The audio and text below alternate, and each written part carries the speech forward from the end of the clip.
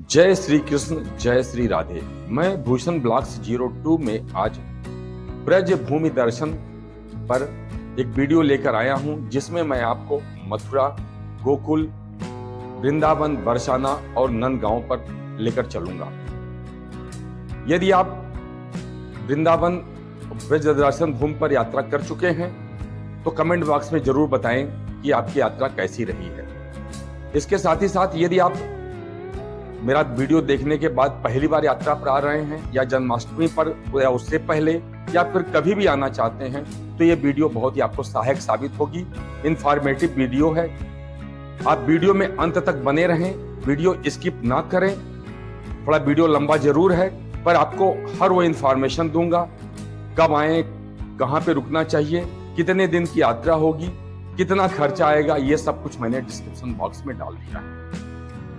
मैं आपको ये बताना चाहता हूं कि यह एक डिजिटल यात्रा है, तो इस डिजिटल यात्रा में आप मन से नहीं आ पाए हैं तो मन से घर बैठे ही जुड़ेंगे तो आप ब्रज दर्शन यात्रा का पूरा लाभ उठा पाएंगे। मैं आपको बताना चाहता हूं कि मथुरा में जहां पर श्री कृष्ण जी का प्रकट हुआ था, अवतार लिए थे, वो वसुदेव और देवकी के आंगन यानी कि कारागार में उन्होंने अवतार लिया था, प्रकट हुए थे।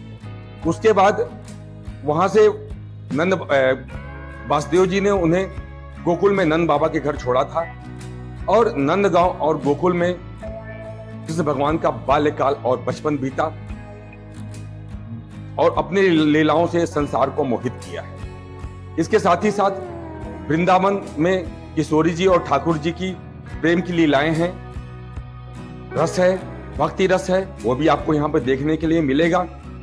और मैं आपको बरसाना भी ले चलूंगा जहां राधा जी का मूर्ति में महल है, प्राकट्य हुआ था। और इसके साथ ही साथ मैं विश्व प्रसिद्ध राधा माँ की जो मंदिर है, कीर्ति मंदिर, विश्व प्रसिद्ध कीर्ति मंदिर जो विश्व में एक है, वहां पर भी आपको लेकर चलूंगा। तो इन सारी यात्राओं में मैं आपको लेकर चलूंगा और इन सारी यात्राओं को आप देख के समझ पाएंगे, इस ब्रज दर्शन को समझ पाएंगे, भक्ति रस को समझ पाएंगे, रसकों की राजधानी वृंदावन को समझ पाएंगे, जहां पर एक बार हरे राम हरे कृष्ण महामंत्र का जाप होता है तो वहीं दूसरी तरफ श्री राधा कृष्ण का जाप होता है और राधे राधे लोग बोलते रहते हैं। तो मैं आपको बता दूं, वीडियो में बहुत ज्यादा विलंब न करते हुए मैं वीडियो में आपको प्रवेश करने जा रहा हूं और इसमें सबसे पहले मैं आपको मथुरा ले चलूंगा। तो चलते हैं मथुरा। मैं आपको सड़क मार्ग दिल्ली से मथुरा की तरफ लेकर चल रहा हूं। दिल्ली से मथुरा की दूरी तकरीबन 160 किलोमीटर की है। सभी बसें आती हैं, रुकती हैं। और यदि आप ट्रेन से आना चाहते हैं या देश के किसी अन्य हिस्से में हैं और वहां से आप दूर से आप ट्रेन से आना चाहते हैं तो मथुरा का जो रेल कनेक्टिविटी है ना, रेलवे स्टेशन की, वो देश के सभी हिस्सों, सभी रेलवे स्टेशनों से है। यहाँ पे सभी अच्छी ट्रेनें का स्टॉपेज है, मथुरा में हाल्ट है, तो आप मथुरा ट्रेन से भी आ सकते हैं और आने में कोई दिक्कत भी नहीं होगी। इसके साथ साथ यदि आप देश के किसी अन्य रिमोट हिस्से में हैं तो आगरा एयरपोर्ट जो यहाँ से 60 किलोमीटर की दूरी पर वहां पे आ सकते हैं और मथुरा रेलवे स्टेशन के आप आसपास आकर आप कमरा ले लीजिए। तो ये हुई आपकी आने की और रहने की व्यवस्था। और उसके बाद अब आपको हम सीधे ले चलते हैं सुबह सुबह द्वारकाधीश मंदिर में दर्शन कराने के लिए। द्वारकाधीश भगवान का दर्शन करिए, उनसे आशीर्वाद लीजिए। एक चीज और मैं बताना चाहूंगा कि जब भी आप कभी घूमने के लिए निकले तो सुबह सुबह निकल जाएं, तो इससे क्या होगा कि आपको पूरा दिन मिलता है, आप सुगमता से आसानी से हर जगह का दर्शन कर सकते हैं। और उसके बाद यदि आपका प्लान है कि नहीं पहले हम यमुना नदी में स्नान करेंगे तो चलिए विश्राम घाट की तरफ आपको लेकर चलते हैं। वहां पे आप स्नान भी कर सकते हैं और फिर द्वारकाधीश भगवान का भी दर्शन कर सकते हैं। और विश्राम घाट पे आपको जब लेकर चलूंगा तो यहाँ पे देखिए बोटिंग के लिए नावें लगी हैं, आप बोटिंग भी कर सकते हैं, बोटिंग का आनंद भी ले सकते हैं। आप तीर्थाटन के उद्देश्य से आ रहे हैं या धर्म के उद्देश्य से आ रहे हैं तो आपको यात्रा सुगम होगी और आसानी से हर एक चीज को आनंद ले पाएंगे।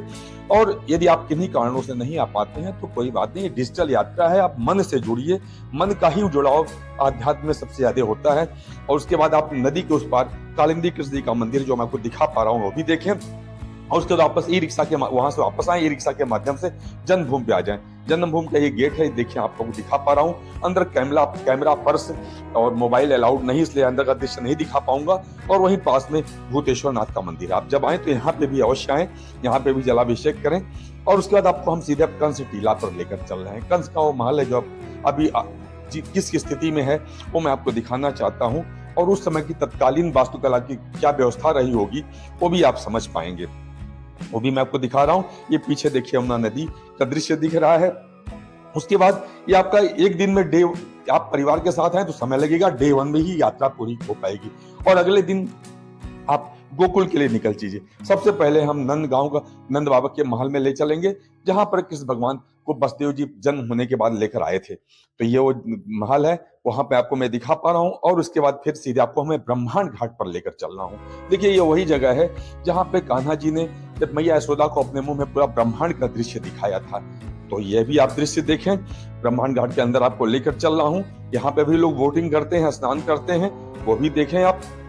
आपको अगर अवसर मिलता है बोटिंग करने का, समय आपको अलाउ करता है तो आप बोटिंग भी कर सकते हैं। यहाँ पर आपको हर चीज का आनंद मिलेगा यहाँ पर, और ये भी आप आनंद उठाएंगे। और उसके बाद फिर आप अगर कोई झंडा या पताका कुछ लेकर आए तो अभी अपनी मन्नतें माने और उसे पेड़ में बांध दे। और उसके बाद देखिए ये जो मंदिर है मैया यशोदा का और कृष्ण भगवान का, वो भी मैं आपको दिखा पा रहा हूँ। आप देखें। उसके बाद फिर मैं आपको ओखल बंधन मंदिर में लेकर आ गया हूँ। तो ओखल बंधन मंदिर में आप ये दृश्य देखें। यहीं पे मैया यशोदा जब कृष्ण भगवान ने काफी शरारतें होने लगी तो मैया ने उनको रस्सी में पेड़ में बांध दिया था। तो यही वो मंदिर है। और उसके बाद फिर आपको हम 84 खंबे वाले मंदिर में लेकर आए हैं। ये 84 खंबे वाला मंदिर है। इस मंदिर की विशेषता ये बताते हैं कि जब नंद बाबा और मैया यशोदा काफी बूढ़े हो गए थे और बड़ी चिंतित रहते थे कि हमको 84 लाख की योनियों से मुक्ति कैसे मिलेगी, तो कृष्ण भगवान ने 80 खंबे लगाए थे और 4 खंबे ब्रह्मा जी ने लगवाए थे। तो इस तरह से कुल 84 खंबे हुए। जब कभी भी आप आए तो 84 खंबों की परिक्रमा अवश्य करें। बताते हैं कि 84 लाख की योनियों से मुक्ति यहीं पर होगा। उसके बाद सीधे आप रमण रेती में आ जाएं। देखिए पूरा समय यहाँ पर लगेगा, पूरा दिन भर लग जाएगा। अकेले हैं तो एक ही दिन में गोकुल और मथुरा कर सकते हैं, लेकिन परिवार के साथ हैं तो 2 दिन तो अवश्य लगेगा। यहाँ पर गर्मियों में आते हैं तो यहाँ पे स्नान भी करें, बहुत अच्छा पांड बना हुआ है। और यहाँ पर भक्तगण, दर्शक, श्रद्धालु जो भी आते हैं यहाँ पे इन बालुओं में, रेतों में अपने आप को घूमते हैं।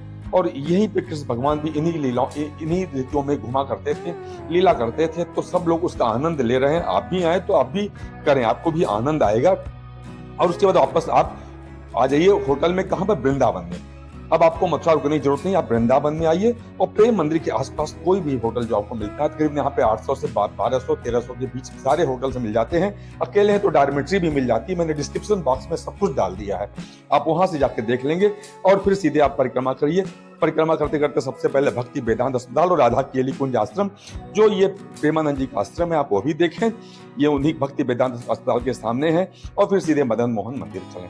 अगर आप ई रिक्शा के माध्यम से परिक्रमा करना चाहते हैं तो ई रिक्शा के माध्यम से परिक्रमा कर ले। हाँ, शूज और स्लीपर्स अपने आप होटल में ही रखें। उसके बाद फिर राधा वल्लभ का मंदिर दर्शन करने के बाद आप बांके बिहारी जी का दर्शन करें। बांके बिहारी जी का दर्शन करिए, उनसे आशीर्वाद लीजिए। और नहीं आ पाए हैं तो घर से ही बैठे बैठे इस यात्रा में जुड़िए। और बांके बिहारी गेट नंबर 2 से बाहर निकलने के बाद आप सीधे बाएं तरफ अष्ट सखी के मंदिर में आइए। अष्ट सखी का मंदिर देखिए और उसके उनकी बगल में प्राचीन मीराबाई का मंदिर है, आप वहां भी जाएं। इन छोटी छोटी गलियों में, कुंज गलियों में आपको सारे मंदिर मिलेंगे। वृंदावन में बताते हैं 5500 मंदिर हैं। और देखिए टेढ़े खंबे वाला मंदिर साजे मंदिर है, आप यहाँ पर भी आए, यहाँ पे भी दर्शन करें। तो मैं बता रहा था वृंदावन में हर घर में मंदिर है, 5500 मंदिर है लगभग यहाँ पर। तो आपको यहाँ पे समय लगेगा। उसके बाद फिर आप निधिवन में आ जाएं।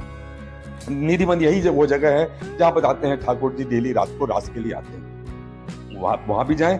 उसके बाद फिर आप गोपेश्वर मंदिर में आ जाएं। बताते हैं कि गोपेश्वर मंदिर के बारे में बताते हैं कि भोलेनाथ जब गोपी बनकर रास के लिए आए थे तो यहीं पर आए थे। उसके बाद आपको प्राचीन कर्दम का वृक्ष, जो इसमें उसको लोहे के खंभों से उसको सुसज्जित करके रखा गया है, वहां भी ले चलेंगे। और फिर काली देहा मंदिर आपको भी दिखा रहे हैं। और फिर चीर घाट पे आ जाइए, यहाँ बोटिंग भी करिए। चीर घाट के बगल में श्रृंगार घाट है, वहां पर भी देखें। देखिए यहाँ पे कुछ पूजा अर्चना भी होती है। आप यहाँ चाहें तो स्नान भी कर सकते हैं, और स्नान नहीं करना चाहते हैं तो कोई दिक्कत नहीं। उसके तटीय आश्रम में आ जाइए। आज भी आश्रम में नवीनतम व्यवस्थाएं कुछ भी नहीं है, प्राचीनतम व्यवस्थाओं, परंपराओं के माध्यम से यहाँ पर लोग रहते हैं और चलते हैं। और उसके आगे अगर आप चलेंगे तो सोने के खंभे वाला मंदिर मिलेगा। ये दक्षिण भारतीय कला शैली पर बहुत अच्छा मंदिर बना हुआ है ठाकुर जी का। आप यहाँ पर आए, वो भी दर्शन करें। काफी अच्छा प्रांगण है, बड़ा प्रांगण है। आपको कुछ देर बैठ के आप विश्राम भी कर सकते हैं। उसके बाद सीधे आप अनुरुद्धाचार्य जी के कथास्थल आश्रम पे आइए, वहां पे उनकी कथा भी सुने। आपको समय अगर अलाउ करता है, उसके बाद होटल में जाएं। और अगले दिन डे 4 में आप सुबह सुबह 4 धाम मंदिर चले जाएं। यहाँ पे देखिए समय लगेगा। तो अगर आप अकेले हैं, मैं बार बार बोल रहा हूँ, अकेले हैं तब तो एक ही दिन में कर सकते हैं सब कुछ। परिवार के साथ है तो 2 दिन लगेगा। तो आप 4 धाम मंदिर में आए और 4 धाम मंदिर में समय जो भी लगता है लगने दीजिए। उसके बाद बगल में वही प्रियाकांत जू मंदिर है, प्रियाकांत जू मंदिर में आइए और देखिए एक पत्थर दिखा पा रहा हूँ, ये राम सेतु पत्थर है। बताते हैं कि जब रामचंद्र जी को, प्रभु राम को लंका पर चढ़ाई करनी थी तो इन्हीं पत्थरों के माध्यम से पुल बनाया गया था। और प्रियाकांत जू के मंदिर से थोड़ा सा 300 मीटर आगे पर चंद्रोदय मंदिर है, आई लव वृंदावन। आप वहां पर आए, वहां का दृश्य देखें। हरे राम हरे कृष्ण महामंत्र का यहाँ पर जाप होता है, आप उसमें शामिल हुए और मन से जहां भी जाएं, जिस भी जगह पे जाएं, आप हर जगह मन से जुड़ें। उसके बाद शाम के समय आप प्रेम मंदिर अवश्य आए। प्रेम मंदिर में शाम के समय जो यहाँ रंग बिरंगी बिजलियां होती हैं, जहाँ उसके अंदर मंदिर की छटा कुछ और ही निखर कर निकलती है, आप वो अवश्य देखें यहाँ पर। और यहाँ पर वाटर फाउंटेन शो भी होता है। पहले तो कृष्ण भगवान की कुछ लीलाएं हैं यहाँ पर जो दिखाई गई हैं, आप वो भी देखें। और उसके बाद ये वाटर फाउंटेन शो जैसा मैं बता रहा था, गर्मियों में 7:30 से 8 बजे तक और शीतकाल में 7 बजे से 7:30 बजे तक होता है, वो भी देखें। और एक महाराज की लीला है, वो भी दिखाई गई है, आप वो भी देखें, आपको आनंद आएगा। आप समझ पाएंगे कृष्ण भगवान की हर लीलाओं को। और देखिए गोवर्धन पर्वत की भी एक लीला है जो उन्होंने बाएं हाथ की छोटी उंगली पर पर्वत को धारण किया है, वो गोवर्धन पर्वत। और उसके बाद फिर शाम को इस्कॉन मंदिर में चले आए और यहाँ पे हरे कृष्ण हरे राम हरे कृष्ण महामंत्र का जाप सुने करें। और कंठी माला अगर लेके आए तो यहाँ बैठ कुछ देर करें। उसके बाद फिर आप अगले दिन डे 5 में आप गोवर्धन चले जाएं। अगर आप वृंदावन रुकना चाहते हो तो यहाँ से भी जा सकते हैं, नहीं तो आप गोवर्धन बस स्टैंड के पास आपको होटल मिल जाएगा, वहां पर जाएं और वहां पर रुके। और वहां पे परिक्रमा होती है, बड़ी परिक्रमा छोटी परिक्रमा, दोनों 21 किलोमीटर की परिक्रमा होती है, तकरीबन 7 से 8 घंटे लगते हैं। ई रिक्शा से भी होता है, अगर अकेले का है तो आप पैदल ही कर सकते हैं, परिवार के साथ है तो ई रिक्शा से करिए। और देखिए वो आप मंदिर में आशीर्वाद दीजिए और देखिए लोग परिक्रमा कैसे करते हैं। कुछ दंडवत करते हैं, कुछ नंगे पैर करते हैं, कुछ ई रिक्शा के माध्यम से करते हैं। तो जैसी आपकी व्यवस्था हो, जैसा आपका शरीर अलाउ करे, वैसी परिक्रमा करें। ये डे 5 में आपका हो जाएगा। और डे 6 में अब आपको हम ले चलते हैं सीधे किशोरी जी के महल मोरकुटी, जहाँ पर किशोरी जी का प्राकट्य हुआ था, उस जगह पे आई लव वृंदावन, वहां लेकर चल रहे हैं लाडली जी महाराज जी बरसाना में। आप वहां का दृश्य देखें, आपको मंदिर में ले चल रहा हूँ, आपको किशोरी जी का दृश्य दिखाऊंगा, आपको आनंद आएगा। देखिए जो सफेद रंग का ये मार्बल का ये मंदिर है, बताते हैं राधा अष्टमी में किशोरी जी अपने मंदिर से ऊपर से नीचे यहीं पर आती हैं साल वर्ष में एक बार। तो अगर कभी आप राधा अष्टमी में आएंगे तो आप देख पाएंगे। और देखिए आपको हम किशोरी जी का दर्शन करा पा रहे हैं। आप मन से जुड़े, घर से जुड़े, डिजिटल यात्रा है, आप जैसे आपको उचित लगता वैसे करें। और यदि मेरे वीडियो के माध्यम से, बताए हुए माध्यम से आप पूरे मथुरा गोकुल ब्रज धाम का दर्शन करना चाहते हैं तो आपको कोई भी दिक्कत नहीं होगी, सुगमता से हर दर्शन कर सकते हैं। और उसी दिन आप वहां से निकलेंगे रिक्शा के माध्यम से और सीधे सबसे पहले ओसेश्वर महादेव मंदिर जाएं। बताते हैं ये त्रेतायुग का प्राकृतिक शिवलिंग है। जब भोलेनाथ लल्ला के दर्शन नहीं कर, मैया ने दर्शन नहीं करने दिया तो भोलेनाथ यहीं पर आकर रोने लगे और भोलेनाथ रोने लगे तो लल्ला जी भी रोने लगे। तो मैया जी ने उनको ढूंढवाया तो यहीं पे मिले। जब उन्होंने एक दूसरे का दर्शन किया तब जाकर लल्ला और भोलेनाथ चुप हुए। तो यही वो प्राकृतिक शिवलिंग है। यहाँ पर जलाभिषेक करें, रुद्राभिषेक करें। और श्रावण मास में आते हैं तो अवश्य रुद्राभिषेक करें। गन्ने का रस मिलता है, उससे भी आप रुद्राभिषेक कर सकते हैं। और उसके पास बगल में ठटी ये केर करदम का जगह है। यहाँ पे रूप जी गोस्वामी जो आज से 580 साल पहले यहाँ पर उन्होंने तपस्या की थी। और एक और बताऊं कि कान्हा जी यहीं पर अपने गैयों को चराने आते थे। ये वो जगह है। उसके बाद सीधे अब आपको हम नंद महल में लेके आए हैं। यहीं पर ये नंद महल है, यहीं पे कान्हा जी का बाल्यकाल बचपन बीता है, यहीं पर वो लीलाएं हुई।